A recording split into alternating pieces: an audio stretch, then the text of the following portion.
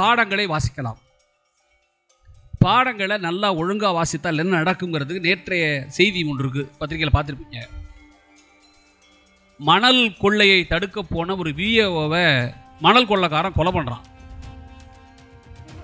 கொலை செய்யப்படுகிறார் ஒரு விஏஓ. அப்போ ஒரு மகன் லா காலேஜில் படிச்சுட்டு இருக்கான்.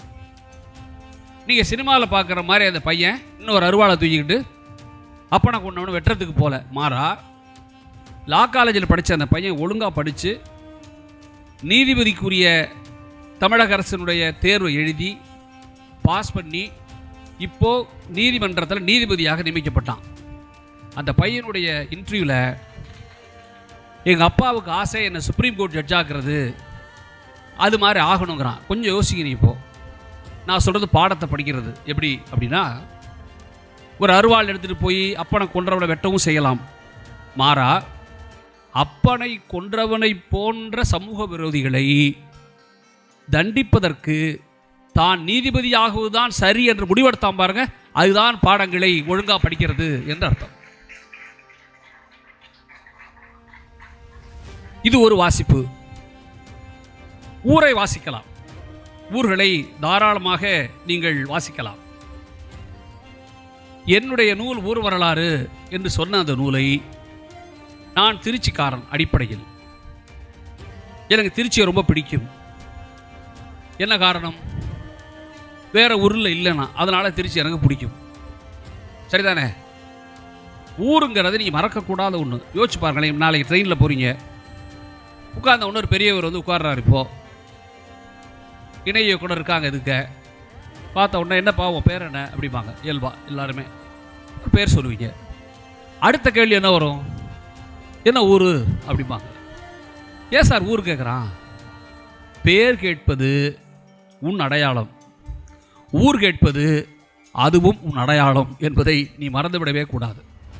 வாழ்க்கையில் வளர்த்த ஊருக்கு, வாழ்ந்த ஊருக்கு நன்றியோடு இருப்பது ஒரு நல்ல செயல். நான் எனக்கு திருச்சியை படித்தேன்னு சொன்னல, திருச்சியை படித்தேன், நான் படித்தேன். என் புத்தகம் இருக்குது, நீங்கள் படிச்சுக்கலாம். ஆனால் இதுவரையிலும் இந்த திருச்சியை பற்றி யாரும் சொல்லாத ஒன்றை நான் சொல்லியிருக்கேன் என் புத்தகத்தில். என்னன்னு கேட்டிங்கன்னா, நான் திருச்சியை தொடர்ந்து கவனிக்கிறேன். தமிழ்நாட்டில் இருக்கிற பெருநகரங்கள், கோயம்புத்தூர் இருக்குது, திருநெல்வேலி இருக்குது, மதுரை இருக்குது, சென்னை இருக்குது, இல்லை பெரிய பேர் ஈரோடு இருக்குது, பெரிய பேர் ஊர்கள் இருக்குது. இந்த எந்த ஊரும் இல்லாத தனித்துவம் திருச்சிக்கு என்ன தெரியுமா?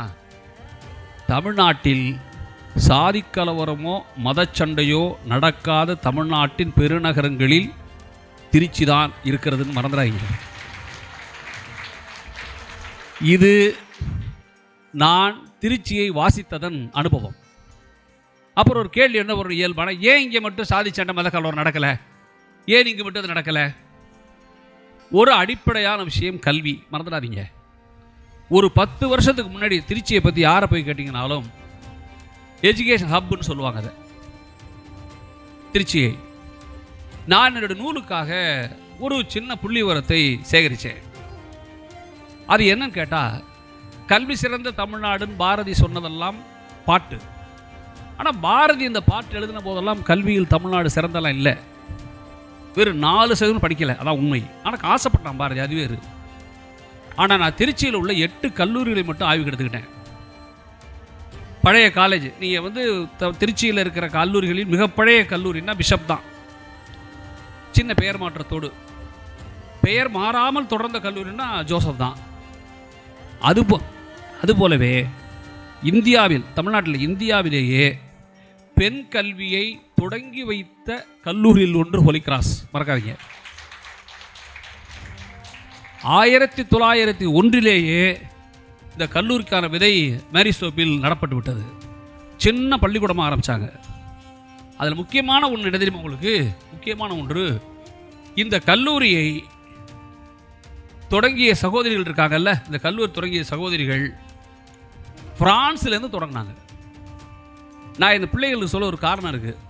எங்கேயோ பிரான்ஸில் பிறந்த ஒரு சகோதரிகள், ஹோலி கிராஸ் என்கிற சகோதரிகள், தமிழ்நாட்டில் திருச்சியில் இருக்கிற மேரிஸ்டோப்பில் இந்த வளாகத்துக்கு 1932 வருது.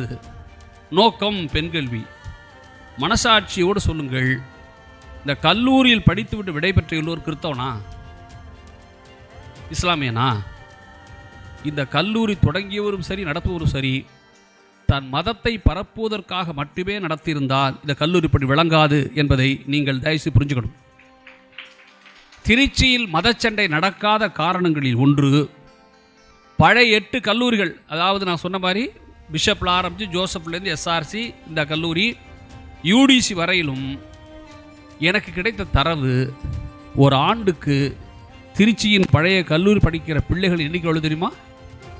யாராவது ஒரு பையன், பெரியவங்க மேலே அவங்க சொல்ல வேண்டாம், யாராவது ஒரு பையன் கெஸ் பண்ணி சொல்லு, எத்தனை பேர் திருச்சியில் இந்த நான் சொல்கிறது வந்து இந்திரா காந்தி கல்லூரியோ அல்லது இந்திரா கணேசன் மாதிரி கல்லூரிகளையோ காவேரி மாதிரி புது கல்லூரி சேர்க்காமல் சொல்கிறேன். 1லேருந்து 8 கடைசியாக வைக்கிறது யூடிசி தான். இந்த 8ல் மட்டும் படித்தவன் எத்தனை பேர் இருப்பான்னு நினைக்கிறேன்? யாராவது யூகிக்க முடியுமா? பசங்க பொண்ணுங்க. சரி, நேரம் அரை மணி நேரம் தான். 55,100 பேர், மறந்துடாத, 55,100 பேர் படிக்கிறீங்க, மறக்காதீங்க. 8ல் மட்டும். ஏன் தமிழ்நாட்டில் திருச்சியில் சாதி சண்டை வர்றது தெரியுமா? இப்போ வெறும் 8 கல்லூரியில் மட்டுமே 55,100 பேர் படித்தால், மற்ற கல்லூரி சேர்த்துக்கிட்டிங்கன்னா இந்த கல்வி பரவி இருப்பதும் சாதி சண்டை நடக்காததற்கு மிக மிக முக்கிய காரணம் என்பதை நூலின் வழியாக நான் கண்டுணர்ந்தேன். அப்போ நம்ம என்ன யோசிக்க வேண்டியிருக்குன்னா, ஊரை வாசிக்கிறது ஒரு வாசிப்புன்னும் பெருவெளி என் தலைப்பு. அப்படின்னா இலக்கியம் என்ன சார்? இலக்கியம் என்பது மனிதர்களை வாசிப்பது என்று நீங்கள் புரிஞ்சுக்கணும். மனிதர்களை வாசிப்பதற்கு இலக்கியத்தை விட சிறந்த விஷயம் ஒன்றுமில்லை. பொதுவாக எல்லாரும் சொல்லுவாங்க, பேசுறத ஒரு கலைன்னு சொல்லுவாங்க. பேச்சு ஒரு கலை. எனக்கு என்னவோ பேச்சு ஒரு கலைதான் சரி. அதை விட கேட்பது ஒரு கலை என்பதை நீங்கள் தயவு செய்து மனதில் வச்சுங்க. இந்த கேட்பது ஒரு கலை என்பதை நான் ஒன்றும் புதுசாலாம் கண்டுபிடிச்சிடல. இது என்னுடைய கண்டுபிடிப்பும் இல்லை. மாறாக உங்களுக்கு வாய்ப்பு இருந்தால் ஒரு இத்தினூண்டு புஸ்தகம் ஒன்று இருக்குது. இத்தினூண்டு புஸ்தகம் ஹெர்மன் ஹெக்ஸே என்ற ஒரு நாவலாசிரியர் ஜெர்மனில் எழுதிய இத்தினூண்டு புத்தகம். சித்தார்த்தன் என்று பெயர். நான் சொல்கிற இந்த பெயரை நீங்கள் குறிச்சிக்கலாம். அவசியம் வாங்கி படிங்க. சித்தார்த்தன் என்று சின்னோண்டு புத்தகம். அது நோபல் பரிசு பெற்ற ஒரு புத்தகம். அது அந்த புத்தகத்தை இந்த மேடையில் நான் சொல்ல ஒரு காரணம் இருக்குது. என்ன காரணம்னா, அந்த சித்தார்த்தன் என்கிற அந்த ஜெர்மனிலேருந்து ஆங்கிலத்துக்கு போன அந்த நாவலை அதி அற்புதமான ஒரு தமிழில் மொழிபெயர்த்த திருலோக சீதாராம் வாழ்ந்த ஊர் இந்த திருச்சி தான். உங்களை யாருக்காவது ஐயா ஜம்பவர்கள் மொழின்னு சொன்னாங்கல்ல, டிரான்ஸ்லேஷனை பற்றி மொழி பற்றிலாம் சொன்னாங்கல்ல, யாருக்காவது மொழிபெயர்ப்பின் உச்சம் என்ன, ஒரு புத்தகத்தை எப்படி மொழிபெயர்க்கணும் என்று தெரிந்து கொள்ள ஆசை இருந்தால் நீங்கள் சித்தார்த்த நாவலை அவசியம் படிச்சிருங்க. என்ன முக்கியமான விஷயம் அந்த நாவல்னு கேட்டிங்கன்னா, இந்த கேட்பதுன்னு நான் சொன்ன பாருங்க, அது ஒரு கலைன்னு சொன்னல. இந்த நாவலில் சித்தார்த்தன் என்கிற அந்த பாத்திரம், அவன் கௌதம புத்தன் அல்ல.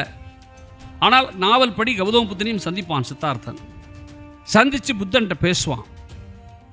அப்பவும் அவனுக்கு அந்த சந்தேகம் தீராது. அவன் என்ன கேட்பான், உன்னோட உபதேசம்லாம் எனக்கு வேண்டாம். புத்தன்கிட்ட சொல்லுவான், உன்னோட உபதேசம்லாம் எனக்கு வேண்டாம். மாறாக நீ ஞானமடைந்தாய் அல்லவா, நீ ஞானமடைந்த போது உனக்கு என்ன உணர்வு வந்தது என்று நான் தெரிந்து கொள்ள வேண்டும் அப்படின்னு கேட்பான். உன் ஞானத்தின் வழியாக ஒரு உபதேசம் எனக்கு வேண்டாம், ஆனால் நீ ஒரு ஞானம் அடைஞ்சில்ல, அப்போ அடைந்த அந்த உணர்வு என்ன என்று கேட்கும்போது புத்தன் சிரிப்பான். அதுக்கு என்ன பொருள்? அப்படி என்றால் நீதான் ஞானத்தை தேட வேண்டும் என்று அர்த்தம். இவன் தேடி தேடி எங்கே போவான்னா, ஒரு அற்புதமான நாவல், ஒரு விலைமகள்கிட்ட போவான். அவனுக்கு இவன் மேலே ரொம்ப பிரியமாக இருக்கும். அவளிடம் கேட்பான் சந்தேகங்களை. மெல்ல நடந்து அவனுக்கு எந்த சந்தேகம் தீராது. கடைசியில் ஒரு ஓடக்காரனை சந்திப்பான். நல்ல கவனம் வச்சுக்கிட்டீங்க, ஓடக்காரன் சந்திப்பான். ஓடக்காரன் வாசுதேவன் பெயர். அவன் இவனுடைய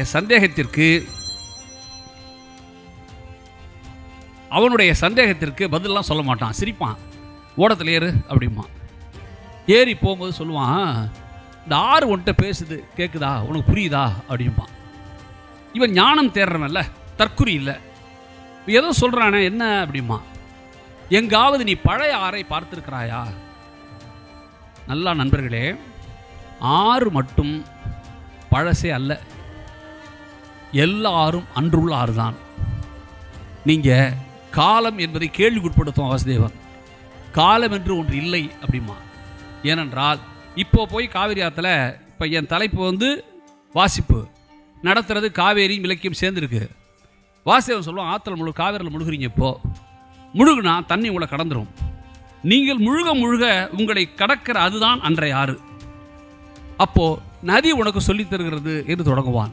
அப்போ சொல்லுவான், சொல்லித் தருகிற எல்லோரும் சப்தமாகலாம் சொல்லித்தர மாட்டான். நீ கேட்கிற தன்மை இருந்தால் உனக்கு பிரபஞ்சம் உனக்கு தொடர்ந்து பாடம் நடத்தி கொண்டிருக்கும் என்று வாசுதேவன் அவனுக்கு சொல்லுவான். எனக்கு என்ன அந்த நாவலில் இருக்கிற மிகப்பெரிய வியப்புன்னா, அவன் சொல்லுவான், நீ எப்படி தெரியுமா கேட்கணும் அப்படின்னு சொல்லுவான். நீ எப்படி கேட்கணும் வகுப்பில், இப்போ நான் சொல்கிறத இந்த அமர்வுக்கு மட்டும் நான் சொல்லலை, 4 பேர் ஏஞ்சி வரணும். நான் ஏன் சொன்னேன், ஐயா கூட்டிகிட்டு போகிறாரு கலையிறீங்கன்னு. யார் ஒருவனுக்கும் அறிவோடு உரசும் போது சலசலப்பது பிடிக்காது. அப்போ கேட்கறத பற்றி அவன் சொல்லுவான். எப்படி தெரியுமா கேட்கணும், சலனமற்ற உள்ளத்தோடு, ஆசை இல்லாது, அதை விட முக்கியம் அபிப்பிராயம் எதுவும் இல்லாமல். பேச வர்றாரு ஒருத்தர், சொல்ல வர்றாரு போதே அவரை பற்றின அபிப்பிராயம் எதுவும் இருக்கக்கூடாது. அவர் வர்றாரா, இவர் இப்படி தான் பேசுவார், இவர் இதை தான் சொல்லுவார், அவர் பேசினா அப்படி தான் இருக்கும் என்ற அபிப்பிராயங்கள் எல்லாம் இல்லாமல் கேட்பது எப்படி என்பதை நீ நதியிடமிருந்து கற்றுக்கொள் என்று வாசுதேவன் அவனுக்கு சொல்லிக் கொடுப்பான். அப்போ தான் சித்தார்த்தனுக்கு ஞானம் பிறக்கும். நண்பர்களே, நான் உங்களுக்கு சொல்லும்போது ஓடக்காரன் சொன்னபோது ஒரு சாதாரண எளிய ஓடக்காரன் அப்படி சொல்கிறோம். எனக்கு இப்போ தான் இந்த எளியவர்கள் அப்படின்னா யார் சார் அவன்? இந்த எளியவர்கள் எளியவன் சொல்லிட்டே இருக்கிறோம்ல, எப்போ பார்த்தாலும் சொல்கிறோம்ல எளியவர்கள்னு. எனக்கு நேரம் வரை சொல்லிட்டு போகிறேன். எளியவர் யார் தெரியுமா உங்களுக்கு? எனக்கு தெரிஞ்ச அனுபவத்தில் எளியவர் என்பவர் தான் இந்த பூமி மாதிரி. இந்த பூமி மாதிரி அவன் எப்படி யோசிக்க, இந்த பூமி தன்னைத்தானே சுற்றிக்குது, சூரியனை சுற்றுது. நல்லா கற்பனை பண்ணுங்க நான் சொல்கிறத.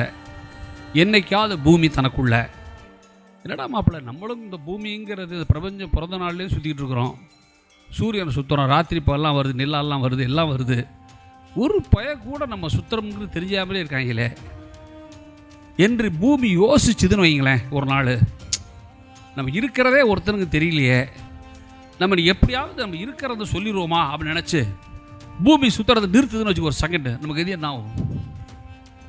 நானும் பேச முடியாது, நீனும் கேட்க முடியாது. சரி, அதை விட பூமி இன்னும் கொஞ்சம் யோசிச்சு நீங்கள் நம்ம இருக்கிறத ஹோலி கிராஸை சொல்லிடுறது அப்படின்னு முடிவு பண்ணி ஒரு ஜர்க் அடிக்குதுன்னு வைங்க, நம்ம கதி முடிஞ்சது இல்லை.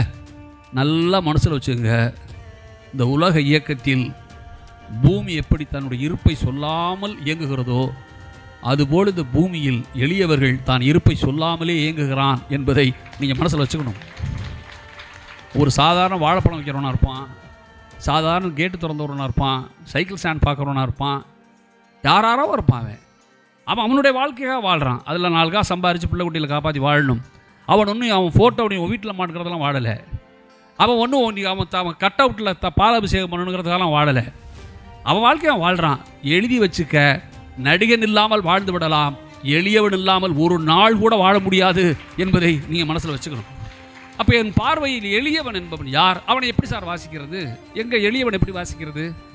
நான் இன்னும் சொல்லிட்டு போயிடுறேன் உங்களுக்கு, தயவுசெய்து நல்ல வாசிப்பு என்று ஒன்று தான் உங்களை எவனாலும் கடத்தப்படாமல் தடுக்கும். நல்ல வாசிப்பு தான் உங்களை வேறு எவனாலும் கடத்த விடாமல் தடுக்கும். ஒரு நடிகனாலோ, ஒரு தலைவனாலோ, ஒரு கட்சியாலோ அல்லது வெறும் பிம்பங்களாலோ நீங்கள் கடத்தப்படக்கூடாது என்று மன ரீதியாக ஆசைப்பட்டால் அதற்கு இருக்கிற ஒரே ஆயுதம் வாசிப்பது மட்டும்தான் என்பதை நீங்கள் தயவு செய்து மனதில் வச்சுங்க. என் பார்வையில் வாசிப்புன்னு சொன்னால் அடுத்தது புத்தகம் தான் ஞாபகம் வரும் எல்லாருக்கும். நான் புத்தக திருவிழாக்களை தொடர்ந்து சொல்கிறேன், புத்தகம்தான் உலகின் மிக பெரும் புரட்சி. யோசிச்சு பாருங்கள் நான் சொல்கிறத. நான் ஒரு கேள்வி கேட்குறேன் உங்களை. இப்போ மனிதனுடைய இன்னைக்கு இந்தியர்கள் தமிழர்கள் சராசரி வயசு என்ன சார்? 68. சிங்கத்தோட சராசரி வயசு என்ன சார்?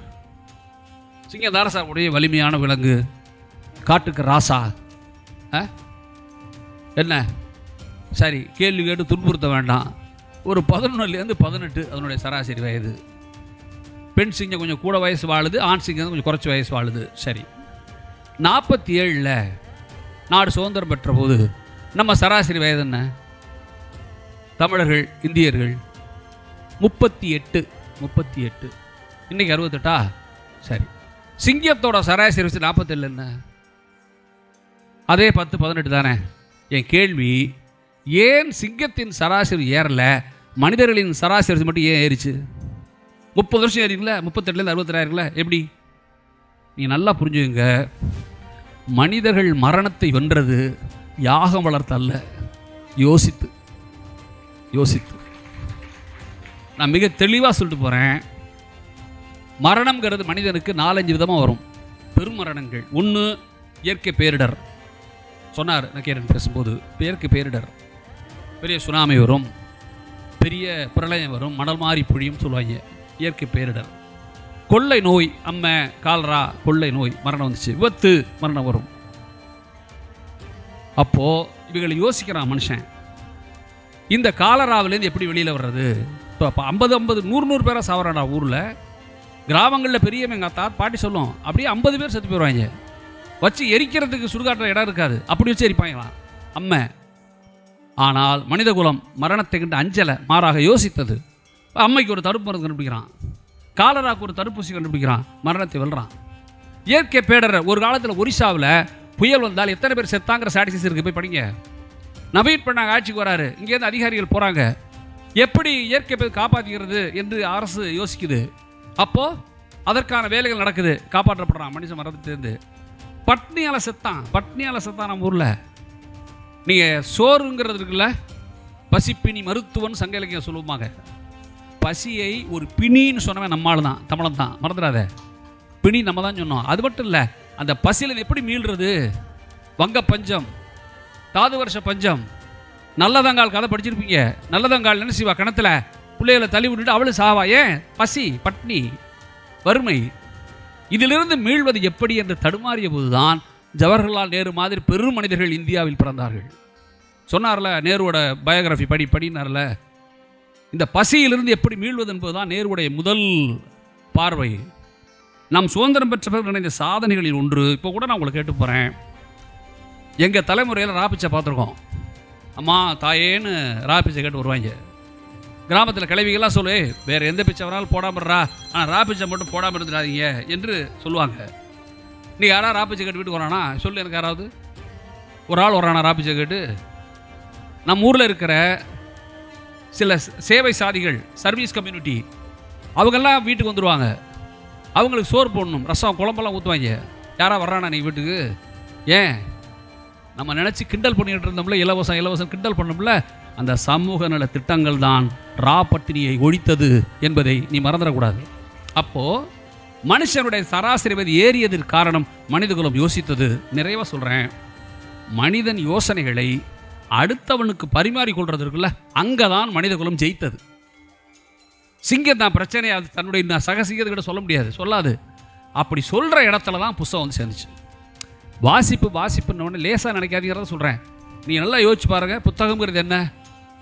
எந்த மொழியில் இருந்தாலும் ஒரு தாளும் அச்சும் தான் புத்தகம். பேப்பர் அண்ட் பிரிண்ட், அதானே சார் புத்தகம்? பேப்பருங்கிறத கண்டுபிடிச்சது நீங்களா? நம்ம கண்டுபிடிச்சோமா? சாயிலூன் என்கிற ஒரு சைனாக்காரன் கண்டுபிடிச்சான் பேப்பரை, கிபி 105. பேப்பர் அது பெரிய வரலாறு, நேரம் அதெல்லாம் சொல்ல. பேப்பரோட ரகசியம் வெளியிலே வரல. அந்த சைனாக்காரன் கடத்திட்டு போனோம் அரேபியாவுக்கு பேப்பர் போகுது, அப்புறம் ஐரோப்பா, அப்புறம் அமெரிக்கா, அப்புறம் இந்தியாவுக்கெல்லாம் வருது. விட்டுருங்க, இது பேப்பர் மட்டும் புழஞ்சிக்கிட்டு இருக்கு. ஒரு பர்மனெண்ட்டான அச்சு இல்லை. 1400 வருஷத்துக்கு அப்புறம் கூடன்பர்க் வர்றான் ஜெர்மனில், அவன் அச்சை கண்டுபிடிக்கிறான்.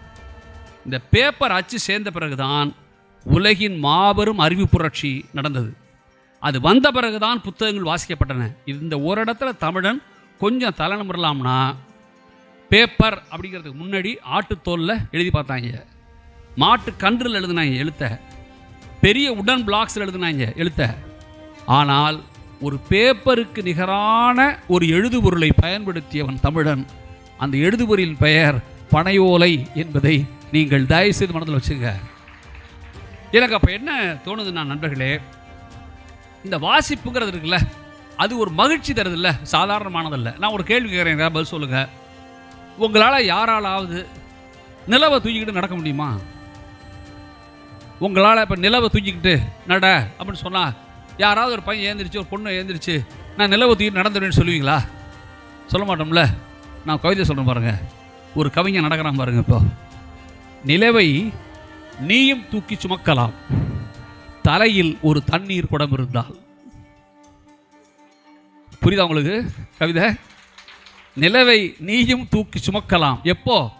ஓ நல்ல பௌர்ணமி ராத்திரியில் ஓ தலையில் ஒரு தண்ணி கொடுத்து நடந்தேன். நிலா என்ன செய்யும்? இவ்வளோ அழகாக இருக்குல்ல. இன்னைக்கு சொல்கிறேன் உனக்கு, இதை போன்ற இலக்கியங்கள் தருகிற மகிழ்ச்சியை வேறு எதுவும் தராது என்பதை நீங்கள் வாசிப்பதன் மூலம் தான் உணர முடியும். எனக்கு அது மட்டும் இல்லை, நீங்கள் இன்னொன்று சொல்கிற பாருங்களேன்.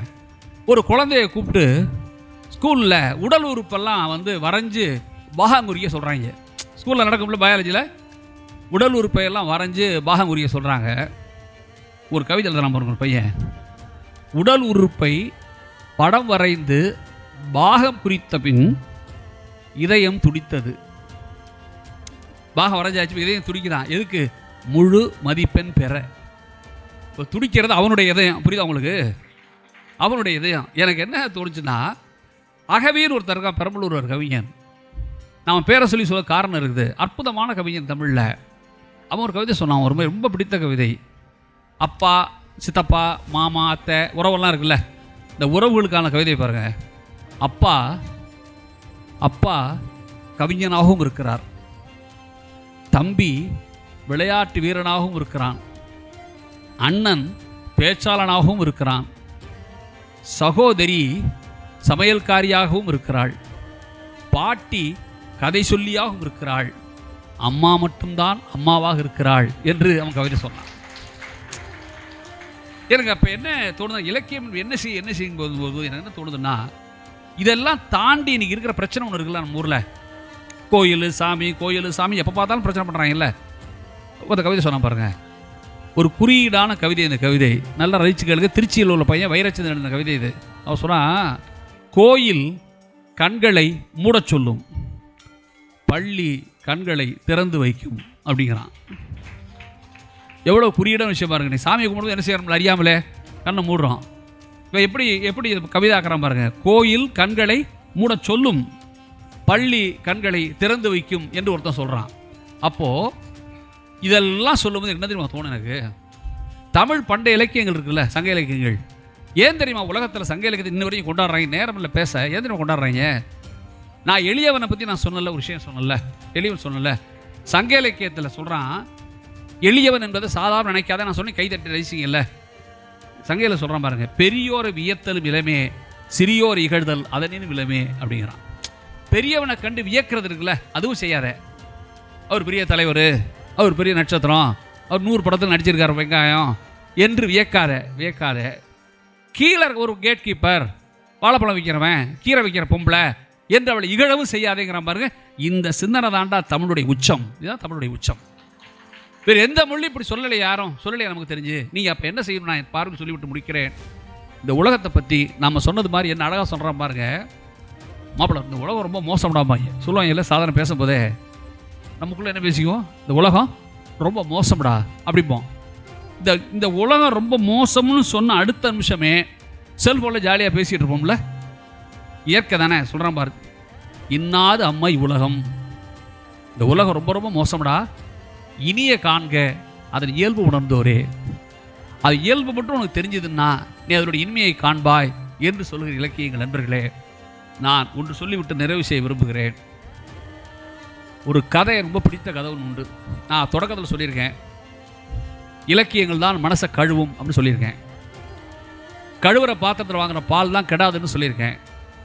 எனக்கு ஒரே ஒரு கதை ரொம்ப பிடித்த கதை. இந்த கதையை நான் சொன்னேன்னு யாரும் படிச்சிருக்க மாட்டீங்க. எதனாலன்னா, ரொம்ப புகழ்பெற்ற எழுத்தாளர் கதை இல்லை, இது சாதாரண ஆள் எழுதின கதை. என்னம்மா கதை? ஒரு ஹோட்டலில் சாப்பிட வர்றாங்க. சாப்பிட வரும்போது ஒரு ஐயா 2 பையனை கூட்டு வர்றார், நம்மளை மாதிரி சின்ன பசங்களை. 3 பேரும் ஒரு டேபிளில் உட்காடுறாங்க. சர்வர் என்ன சாப்பிட்றீங்க அப்படின்னு கேட்குறான். இந்த ஐயா சொல்கிறாரு, 3 பிளேட் இட்லி அப்படிங்கிறாரு. இந்த 2 பசங்களும், அப்பா இட்லி வேணாம்ப்பா அப்படிங்கிறாங்க. ஐயா இட்லி தாண்டா அப்படிங்கிறாரு. பசங்க கெஞ்சுறாங்க, அப்பா இட்லி வேணாம்ப்பா, சும்மா இருப்பா, எப்போ பார்த்தாலும் இட்லின்ற அப்படிங்கிறான். ஐயா ஆனால் விடலை. இட்லி ஏன்? அப்போ தப்பு இல்லை, புரியுதில்ல, காசு இல்லை. சரி, இந்த நேரம் ஒரு ப்ரொஃபஸர், கல்லூரி பேராசிரியர் சாப்பிட வர்றார். உட்கார்ந்த உடனே சர்வர் வந்துடுறான். சார் என்ன சார் வேணும் அப்படின்னு. நல்லா ஒரு நெய் ரோஸ்ட் அப்படிங்கிறார். சும்மா கும்முன்னு ஒரு நெய் ரோஸ்ட் வருது. சாப்பாடு நேரம் வேற, நெய் ரோஸ்ட் வருது. அந்த நெய் ரோஸ்ட்டை பார்த்த உடனே இந்த 2 பசங்களும் அப்பன்ட்ட, அப்பா இட்லி வேணாம்ப்பா அப்படிங்கிறாங்க திரும்பவும். இப்போது இந்த காட்சி உங்களுக்கு புரியுதுல்ல? இது காதில் விழுகுது இந்த ப்ரொஃபஸருக்கு. இன்னும் இட்லி வேணான்றாங்க, இந்த அப்பா இட்லி இல்லைன்றானே யோசிக்கிறான். யோசிச்சுட்டு என்ன செய்கிறான், சர்வரை கூப்பிட்டு ஜோப்பா அப்படிங்கிறான். என்ன சார் அப்படிங்கிறான். என்ன அது தோசை எடியாமல் இல்லை அப்படிங்கிறான். சார் மாஸ்டர் நீங்கள் வந்துட்டீங்கன்னு சொல்லி நல்ல தோசை போட சொன்னேன் சார். அவன் ரெகுலர் கஸ்டமர் அந்த ஹோட்டலுக்கு. நீங்கள் வந்தீங்கன்னு சொன்னேன் சார். வகுப்பு எடுக்கிறியா எனக்கு எடியா, போய் இந்த தோசை தூக்கி போட்டு அந்த பசங்களை வச்சுட்டு இட்லி அது மாதிரி பிளேட் இட்லி கொண்டு வா அப்படிங்கிறான். அந்த பசங்களுக்கு வச்ச மாதிரி இட்லி கொண்டு வான்னு சொன்ன அடுத்த நிமிஷம் அந்த குழந்தைகளும் இட்லி எடுத்துக்கிட்டுன்னு சாப்பிட ஆரம்பிச்சு. கதையை முடிச்சுட்டான் சார். புரியுதா கதை ஒன்று என்னன்னு? அதாவது அந்த ப்ரொஃபஸர் நினச்சானா கொஞ்சம் கதையை எக்ஸ்டெண்ட் பண்ணுங்க, நினச்சா ஒரு 200 ரூபா பணத்தை கொடுத்து இந்த பயலுக்கு ஆளுக்கு ஒரு தோசை ஆர்டர் பண்ண முடியாதா? பண்ணலாம். பண்ணால் அந்த பசங்க என்ன நினைப்பான் அப்பனை பற்றி? ஒரு தோசை கூட வாங்கி தராத வக்கத்தை அப்பன்ட்டு பிறந்துட்டோம்லாமல்ல. ஒரு படத்தில் சொல்லுவான் நாங்கள் அடுத்த வீட்டில் பிறந்திருக்கலாம்னு. அந்த மாதிரி நினைப்பான்ல அவன். அந்த பேராசிரியர் காரியம் என்ன தெரியுமா? தன்னுடைய கொடை மனதை நிரூபிக்க விரும்பலை 2 தோசை வாங்கி கொடுத்து, மாறாக தகப்பனின் தன்மானத்தை காப்பாற்றியிருக்கிறான் என்று நீங்கள் தேசிய புரிஞ்சுக்கணும். எப்போவுமே தன்மானத்தை காப்பாற்றிக் கொள்வது மட்டும் தன்மானம் காப்பதல்ல, அடுத்தவன் மானத்தையும் சேர்த்து காப்பது தான் தன்மானத்தை காப்பது என்றால், இலக்கியங்களைப் போல வாசிப்பை போல இதயத்தை தூய்மையாக்குகிற ஒன்று இல்லை. தயவு செய்து இந்த வகுப்பில் பருவத்தில் நக்கீரன் சொன்னார், ஐயாவும் சொன்னாங்க, சொல்லிட்டு போயிடுறேன். இந்த தமிழக அரசு உங்களுக்கு செய்கிற அற்புதமான வாய்ப்பு இது. யாரெல்லாம் ஒரு 50 பேரை கூட்டியிருந்து உட்கார வச்சு நாங்களே பேசிக்கிறோம். அரை மணி நேரத்தில் என்னங்க பேசுறது? அவர் 50 வருஷம் ஃபீல்டில் ஒர்க் பண்ணவர், 30 வருஷம் ஃபீல்டில் ஒர்க் பண்ணவர், 2 பேரை கூப்பிட்டு வச்சு பக்கத்தில் ஷார்ட்டேஜ் நிற்க மாதிரி நிற்கிறீங்க. முடி என்று சொல்ல உங்கள்கிட்ட பேசுகிறதா நேரத்தை பார்க்குறதான்னு புரியாமலே பேச வேண்டியிருக்குல்ல. இவ்வளவுக்கு மேலும் சொல்கிறேன், நடத்துகிறவங்க மேலே கோளாறு இல்லை. ஏன்னா அவங்களுடைய விருப்பம் என்ன, ஆசை என்னென்னா ஒரு 50 பேர் அறிமுகப்படுத்துறது தான் விஷயம். 50 பேர் 50 விதமாக சொல்ல போகிறேன். என்ன நீ தலைகீழ கட்டி தொங்கினாலும் ஜம்பு சார் சொல்கிறது என்னால் சொல்ல முடியுமா? நான் சிலையை தரையை பார்த்தாலும் தொட்டு பார்த்ததும் இல்லை. அப்போது எதுக்கு 50 பேர்னா 50 விதமான அனுபவங்களுக்கு வந்து சேரும். எனவே இதை பயன்படுத்துங்க. இன்று தொடங்கி நாளை வரையிலும் ஒவ்வொரு ஊர்லையும் நடத்துகிறாங்க. இதை 27 அதையும் சொல்லிட்டு போகிறேன். 27ஆம் தேதி கல்லூரி இணை இயக்குனர் இருக்காங்க. 27ஆம் தேதி திருச்சியில் நம்ம கலையரங்கத்தில் 1000 மாணவர்கள் வச்சு மிகப்பெரும் விழா நடக்க போகுது. அதுக்கு வாங்க. நீங்கள் செய்ய வேண்டியதெல்லாம் வந்து வீட்டுக்கு போய் படிக்கணும்.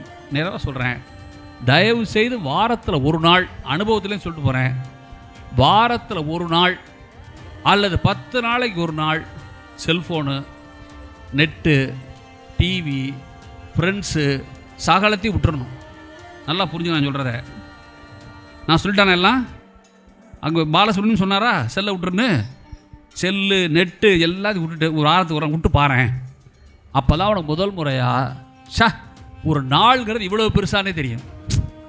மாப்பிள்ளை ஒரு நாள்ங்கிறது இவ்வளோ பெருசுடா, சும்மா தேவையெல்லாம் பேசியே கொண்டுட்டோமேடா என்று தோணும்ல.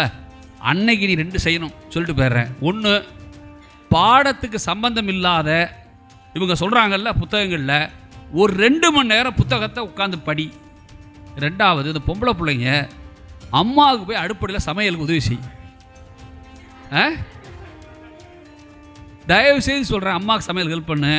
நீ வீட்டில் அடுப்படிக்கு போய் உங்கள் அம்மாவுக்கு உதவி செய்யும் போது தான் தெரியும் நீ ரொம்ப நாளாக நினச்சிக்கிட்டு இருக்கிற, அது விட்டுற இங்கே பாரு, நீ ரொம்ப நாளாக நினச்சிக்கிட்டு இருக்கிற உங்கள் அம்மாவால் தான் பலகாரம் வேகுதுன்னு.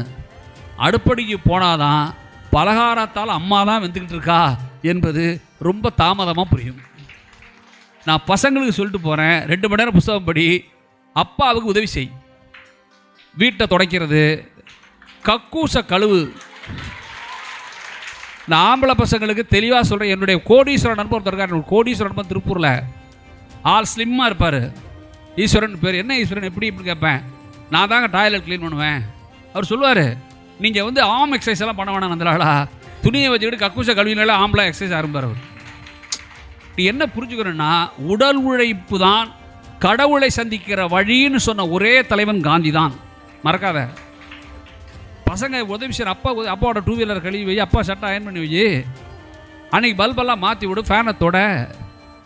கிளம்ப ஒருத்தர் இருப்பான் வீட்டில், அவன் வாங்கின பிளாட்டில் தான் வீடு கட்டியிருப்பாங்க, ஒரு பையன் அவன்கிட்ட பேச மாட்டாங்க. அவங்ககிட்ட போய் என்ன தாத்தா அப்படின்னு அவனுக்கு தூக்கி போட, என்னடா நம்மக்கிட்ட பேசுகிறாங்களே அப்படின்ட்டு. தாத்தானை போய் பாரு, நகை வளர்ந்துருக்கும், காலில் இவ்வளோ சோட்டு வளர்ந்துருக்கும். என்ன தாத்தா நகை இவ்வளோ பெருசு இருக்குது அப்படின்னா, எங்கடா குனிஞ்சு வெட்ட முடியலடாம் பாரு. நெயில் கண்டால் அந்த டிவி நெட்டெல்லாம் இல்லாத நாளில் தாத்தா நகத்தை வெட்டி விட்டு இப்படி கையை பிடிச்சி விட்டுப்பாரு. என்னத்தா முதுகெல்லாம் அழுக்காக இருக்குது, எங்கடா பேராண்டி பின்னாடியே கை போக மாட்டேங்குதுரா அப்படிம்பாரு. போய் பாத்ரூமில் தண்ணியை தொடர்ந்து குளிக்க வச்சு தேய்ச்சி விட்டியன்னா சுத்தமாக மேலே கிளவன். சேரில் உட்கார்ந்த உடனே அவன் கண்லேருந்து 2 சொட்டு கண்ணீர் வரும். நீ எந்த கோயிலின் தீர்த்தத்தை விடவும் அது புனிதமானது என்பதை புரிந்து கொள். எனவே வாசிப்புங்கிறது மனிதனை வாசிப்பது சேர்த்து தான். பாடங்களை வாசியுங்கள், ஊரை வாசியுங்கள், மனிதர்களை வாசியுங்கள். செய்ய வேண்டியதெல்லாம் கேட்கிற திறனை வளர்த்து கொள்ளுங்கள். விடைபெறுகிறேன். நன்றி, வணக்கம்.